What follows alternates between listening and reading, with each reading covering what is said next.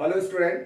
तो आज के टॉपिक में हम बता रहे हैं कंफर्मेशन इन साइक्लोहेक्सेन। जैसे आपको साइक्लोहेक्सेन के बारे में हमने एक्सियल बॉन्ड इक्वेटोरियल बॉन्ड के बारे में बताया लास्ट लेक्चर में, और उसके बाद आपको ये बताया गया कि स्टेबिलिटी का जो फैक्टर है इस पे क्वेश्चंस कैसे आते हैं। पहले आप सिस और ट्रांस समझ लो, उसके बाद पूरे के पूरे क्वेश्चन इसमें स्टेबिलिटी का फैक्टर ही है, और हम उस पर प्रॉब्लम बताते हैं किस पर, कंफर्मेशन इन साइक्लोहेक्सेन। और आगे कह सकते हैं साइक्लोहेक्सेन डेरिवेटिव के बारे में हम बात करते हैं। ओके, डेरिवेटिव्स, जितने डेरिवेटिव है उस पर हम बात करते हैं और प्रॉब्लम डिस्कशन करते हैं। यहां ध्यान रखिएगा, प्रॉब्लम अगर हम पहला प्रॉब्लम डिस्कस करते हैं, देखिए सपोज आपके पास क्या है, साइक्लोहेक्सेन है, ठीक, सिंपल सा साइक्लोहेक्सेन है।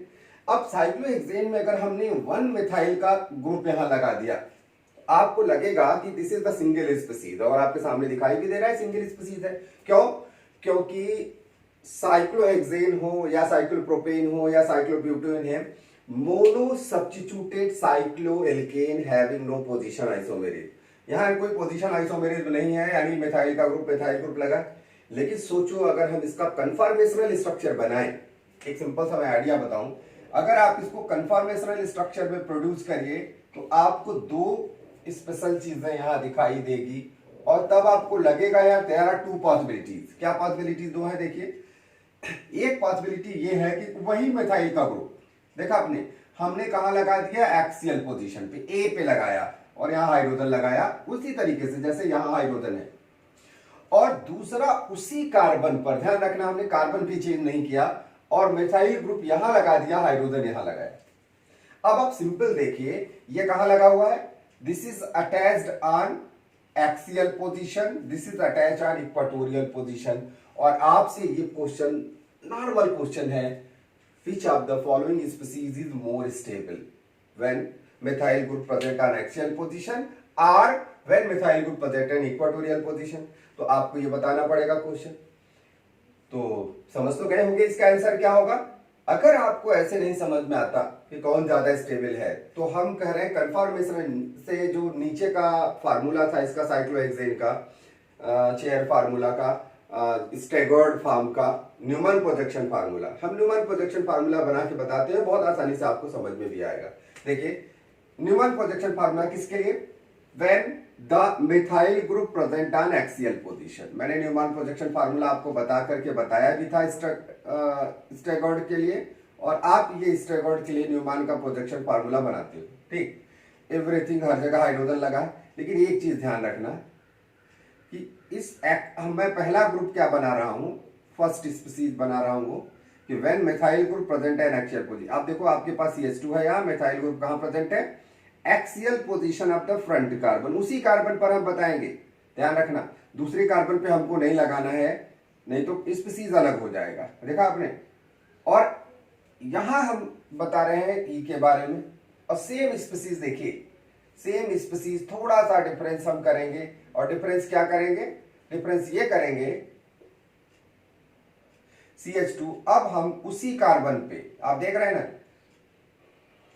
Centre of the circle, centre of the circle का मतलब है फ्रंट कार्बन, जिस कार्बन पे लगा है सिर्फ उसी कार्बन पे लगा रहे हैं, उस पे नहीं लगा रहे जिस पे हाइड्रोजन लगा है, इसका कोई मतलब भी नहीं है अगर इंटरचेंज हो गया तो।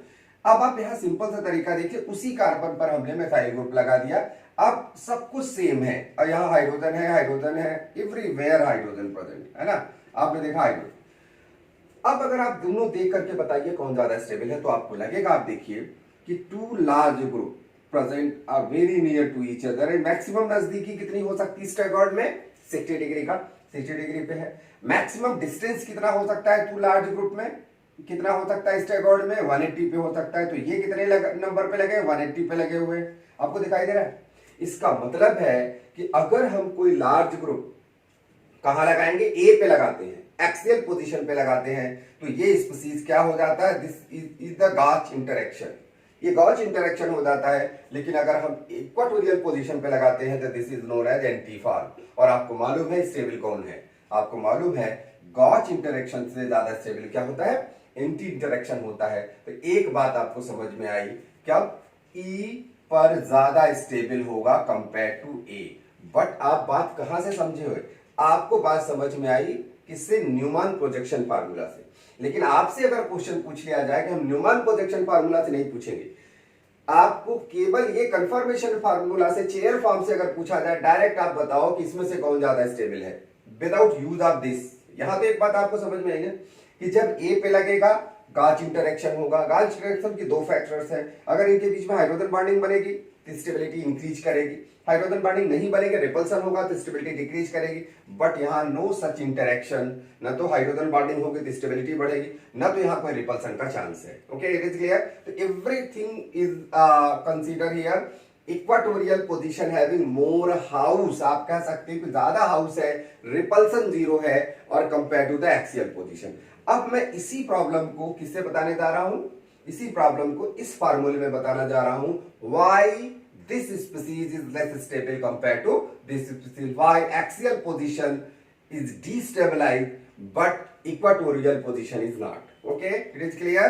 तो इसी प्रॉब्लम में हम बात इंटरेक्शन के बारे में बात करते हैं और बहुत आसानी से आपको बात समझ में आएगी। ओके, देखिए सेम थिंग। देखिए अब आपसे जो बहुत पॉपुलर ये क्वेश्चन पूछा जाता है कि why axial position is less stable, तो एक्सियल पोजीशन लेस स्टेबल का फैक्टर आप जानने की कोशिश करो। देखो ये है एक्सियल पोजीशन पे हमने मान लो मिथाइल ग्रुप लगा दिया, देखा एक्सियल। और एक्सियल पोजीशन का एक सिंपल सा बात है, इसका जो थर्ड पोजीशन है वो बहुत पास पास होता है। देखिए दिस इज 1 2 और 3, एक तो 3 हो गया और दिस इज 1 2 और 3 ये हो गया। तो आप देखिए 1 2 3 का एक्सियल कहां आता है? यहां आता है, यहां आ गया। और आपने देखा 1 2 3 3 का एक्सियल फिर कहां आएगा? यहां आएगा। तो इनके बीच में इंटरेक्शन होता है और आपको पता है हाइड्रोजन मिथाइल के बीच में अट्रैक्शन नहीं होगा, क्या होगा? रिपल्सन होगा। और इनके बीच में इंटरेक्शन होगा, इनके बीच में रिपल्सन होगा। This is also known as 1,3 diaxial repulsion. क्या नाम है? 1,3 डाई एक्सियल रिपल्सन, या रिपल्सन न कह के हम ये कह सकते हैं, ज्यादा बेटर नेम क्या हो सकता है? इंटरेक्शन। इंटरेक्शन, और जो कि ये प्रेजेंट क्वेश्चन के लिए रिपल्सन ही है, लेकिन इंटरेक्शन यहां हमने वर्ड यूज किया। हो सकता है कि ये दोनों स्पीसीज कोई और अलग अलग, they are able to form the hydrogen bonding and stabilize it, तो मैटर अलग अलग होगा, यहां रिपल्सन होगा। और आपको थोड़ा और जानकारी के लिए मैं बताऊं, एक मिथाइल हाइड्रोजन से रिपेल करने के बाद इसकी एनर्जी 0.9 किलो कैलोरी पर मोल क्या करती है? इंक्रीज कर जाती है। अब आप सोचो, एक सिंपल सा इंटरेक्शन में 0.9 किलो कैलोरी पर मोल एनर्जी क्या करती? इंक्रीज कर जाती एक मिथाइल रिपल्सन में। और यहां कितने मिथाइल का रिपल्सन है? यहां 2 मिथाइल का रिपल्सन है। और सिंपल सा क्वेश्चन पूछा जाए कि एक्सियल पोजीशन पर मिथाइल ग्रुप लगा है, इक्वाटोरियल पोजीशन पर मिथाइल ग्रुप लगा है, तो दोनों के बीच में एनर्जी का डिफरेंस कितना होगा? Your answer is 1.8 kilo calorie पर मोल, क्योंकि एक रिपल्सन है, 2 रिपल्सन। और यही अगर हम बात आपको बता दें कि चलिए इस इक्वाटोरियल पोजीशन पे कोई ग्रुप अगर लगा हो तो there are no any repulsion, the 100% free from the repulsion at all. तो यहाँ कोई रिपल्सन नहीं पाया जाता, कोई इंटरेक्शन नहीं पाया जाता, इनका कोई भी 1/3 पोजीशन, ये ग्रुप यहां जा रहा है, ये ग्रुप यहां जा रहा है, कोई पोजीशन इनसे टैली नहीं करता है। तो यहां बात आपको समझ में आई, 1,3 डाई एक्सियल रिपल्सन। बात समझ में आया ना? जब थर्ड पोजीशन पे कोई भी ग्रुप लगा देंगे, चाहे आप नंबरिंग इधर से करो 1 2 3, इसका एक्सियल यहां आएगा, 1 2 3 एक्सियल इसका यहां आएगा। सपोज अगर कोई ग्रुप हमने यहां लगाया, अगर आपको कोई कंफ्यूजन भी हो तो देखो, कोई ग्रुप अगर हमने यहां लगाया, सपोज यहां लगा दिया मिथाइल ग्रुप, अब देखो इसका 1 2 3, इसका 3 यहां हाइड्रोजन आएगा, इसको रिपेल करेगा। फिर देखिए 1 2 3, इसका हाइड्रोजन कहां आएगा? यहां आएगा, इसको रिपेल करेगा। तो इसी को बोलते हैं 1,3 डाई एक्सियल रिपल्सन। अगर हम कोई भी ग्रुप एक्सियल पोजीशन पे लगाएंगे, उसके थर्ड पोजीशन का एक्सियल उसके बहुत पास होता है। अगर उसमें अट्रैक्शन करने की बात होगी, they can attract and stabilize, और रिपल्सन करने की बात होगी तो दे कैन डीस्टेबलाइज। ये बात आपको समझना है यहां, और ये प्रॉब्लम में मैं अब बताने की कोशिश कर रहा हूं। ओके, तो यहां एक बात आपको, ये चीज आपको समझ में आया। यहां मैं दूसरा क्वेश्चन डिस्कस कर रहा हूं, और दूसरा क्वेश्चन क्या है? और बहुत पॉपुलर क्वेश्चन है यहां, प्रॉब्लम नंबर 2। प्रॉब्लम नंबर 2 एक स्पीसीज आती है जिसमें हम बात करते हैं फ्लिपिंग की। तो फ्लिपिंग थोड़ा जानने की कोशिश करो, क्या है फ्लिपिंग? तो ये फ्लिपिंग पे डिपेंड है और फ्लिपिंग के बारे में हम आपको बताते हैं। फ्लिपिंग एक ऐसी स्पीसीज, जैसे भी कोई स्पीसीज आप बनाओगे तो जितने एक्सियल बॉन्ड है वो किस में कन्वर्ट होते रहते हैं, इक्वाटोरियल बॉन्ड में, इक्वाटोरियल बॉन्ड एक्सियल में कन्वर्ट होते रहते हैं, हम इसको फ्लिपिंग के नाम से बोलते हैं। और अगर आपसे पूछा जाए रीजन क्या है, तो रीजन क्या होता है, रीजन है स्टेबिलिटी का। भाई everything is going here for the stability. तो यहाँ स्टेबिलिटी का फैक्टर मैं आपको बता रहा हूं, बहुत आसानी से समझने की कोशिश करें। एक्सियल इक्वाटोरियल में, इक्वाटोरियल एक्सियल में। और एक बात भी आप जानते हो कि एक्सियल पे कोई ग्रुप लगता है तो रिपल्सन होता है, इक्वाटोरियल पे रिपल्सन नहीं होता। तो मॉलिक्यूल हमेशा कहाँ एग्जिस्ट करना चाहता है, always want to exist in equatorial position.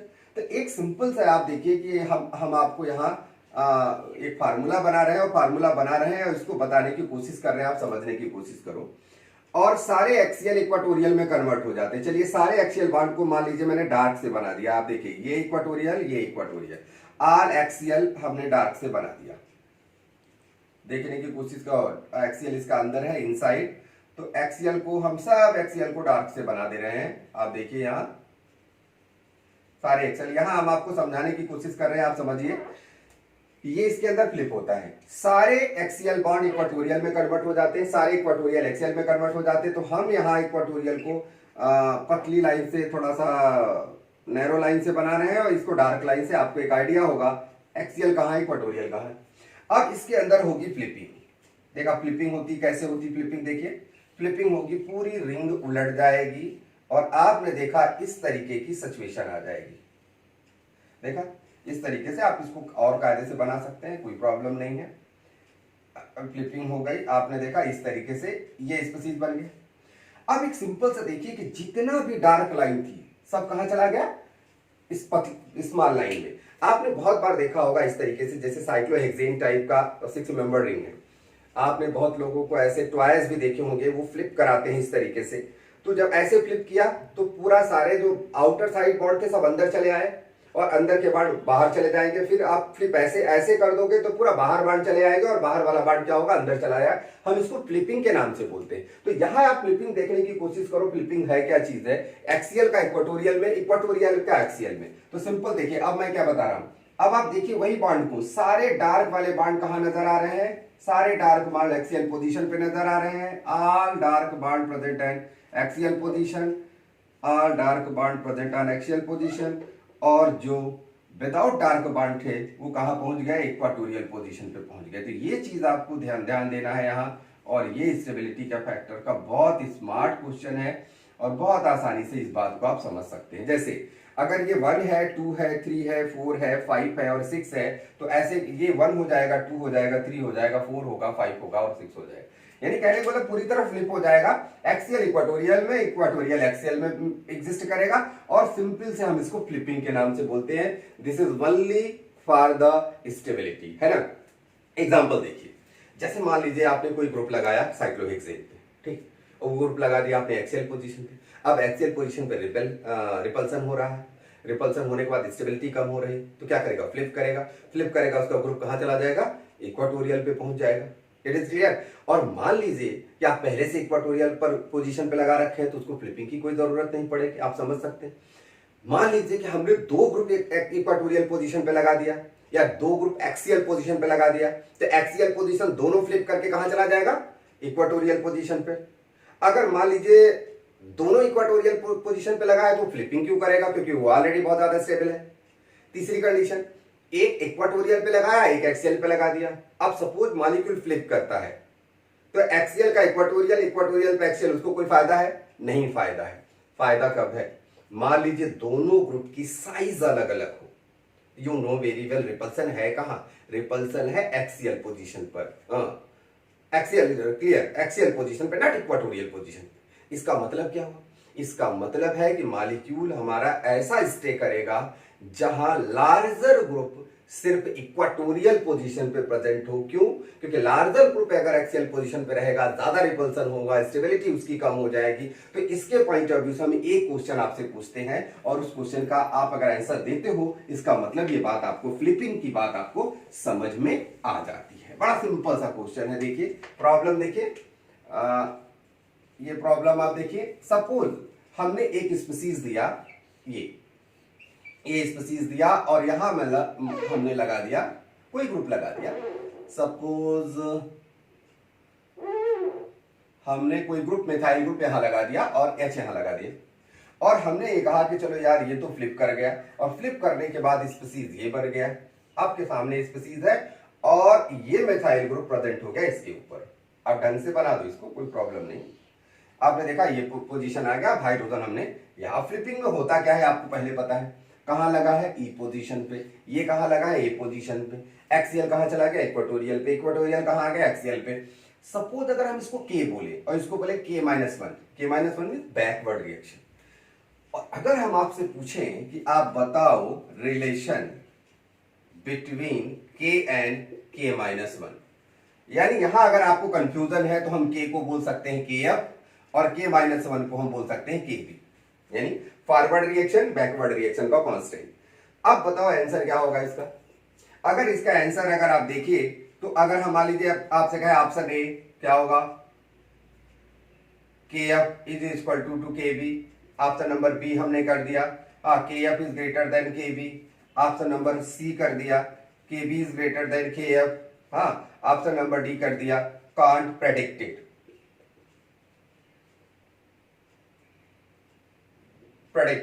अगर हमने ऐसे कर दिया तो आपको एक सिंपल सा आइडिया खोजना चाहिए, बहुत आसान क्वेश्चन है। कैसे सोचो, अगर ये इक्वाटोरियल पे है तो एक्सियल पे जाएगा तो स्टेबिलिटी बढ़ेगी या घटेगी, तो आप देखिए एक्सियल पे जाएगा तो स्टेबिलिटी क्या हो जाएगी, घट जाएगी। तो कोई भी स्पीसीज हमेशा लेस स्टेबल की ओर क्यों जाएगा, नहीं जाएगा ना, तो that's why always come at the more stable side. तो यहां आप देखा जाए कि यहां KB यानी दिस रिएक्शन यानी ये स्पीसीज इधर आने की प्रोबेबिलिटी क्या है, ज्यादा है compare to go to that direction. तो यहां एक बात समझ में आनी चाहिए कि यहां बैकवर्ड रिएक्शन क्या होगी, ज्यादा होगी फॉरवर्ड रिएक्शन के कंपेयर में। तो बहुत आसानी से आपने इसको आंसर को यहां लगा दिया। तो यहां फ्लिपिंग का मतलब आप समझने की कोशिश करिए। मैंने एक सिंपल सा आपको प्रॉब्लम बताया, उस प्रॉब्लम की मीनिंग आपको समझ में आई होगी कि क्या कारण है कि एक्सियल पोजीशन पर डी स्टेबिलिटी है और इक्वाटोरियल पोजीशन पर स्टेबिलिटी है। Okay, it is clear.